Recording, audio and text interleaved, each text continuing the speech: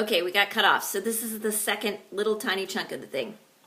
Be sure that you talk about two groups that are not your own. This is super important, that you not write about the U.S. and that you not write about subcultural groups within the U.S. There's a great tutorial on your assignment that shows a map that gives you some information about where are good cultures to write about and links you to some good sources for those cultures. So use that map.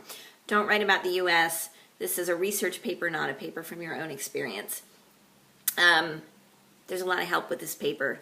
So if you look on the left-hand column or in the body of the assignment, there are links to Ask a Librarian for live chat help. There's also paper review where you can send your rough draft off to the library. They take a look at it, 48 hours they send it back, and they give you helpful comments on it.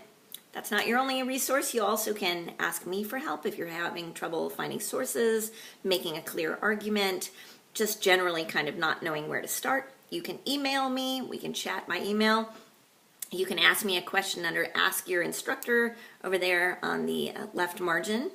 And also I have Skype office hours. So you can send me an email and say, I'd like to actually sit down and talk to you about this. And we could do this face-to-face over the internet. So all of those things are options for you.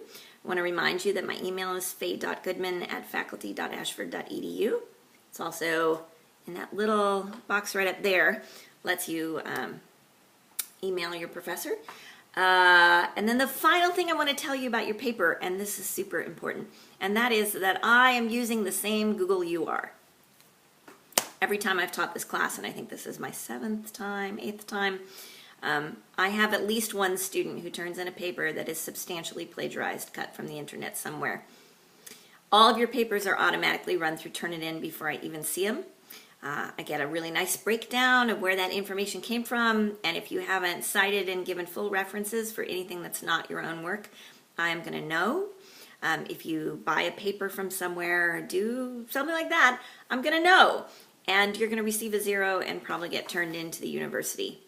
And it's not just that we don't want you to plagiarize because it's unethical, but also that you don't learn anything from that experience, right? Like, you're paying for an education and you deserve to provide that education for yourself, which means actually doing the work, at the end of which you have learned something. So I want to encourage you, use real academic journals, use some anthropological sources in this paper, make sure you cite all your work, and I look forward to seeing what you have to say.